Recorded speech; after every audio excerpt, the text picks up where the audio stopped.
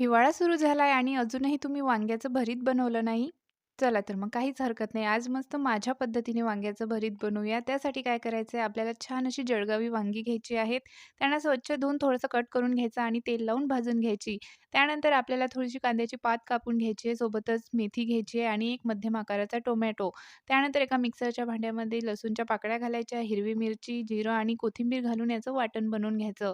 त्यानंतर भाजलेल्या वांग्याची साल काढून घ्यायची आणि ते थोडे स्मॅश करून घ्यायचे. नंतर एका कढईमध्ये तेल घालायचं. तेल तापलं की मोहरी घालायची आणि तयार वाटण घालायचं. नंतर त्यामध्ये थोडेसे शेंगदाणे घालायचा, बारीक कापलेला टोमॅटो, हळद आणि थोडासा मसाला घालायचा आणि हे छान परतून घ्यायचं. त्यानंतर त्यामध्ये बारीक कापलेली कांद्याची पात घालायची, मेथी घालायची आणि हे छान परतून झाल्यानंतर बारीक केलेलं आपल्याला त्यामध्ये भरीत घालून घ्यायचं आहे. वरतून चवीपुरतं मीठ घालायचं, मिक्स करायचं आणि एक वाफ काढून घ्यायची.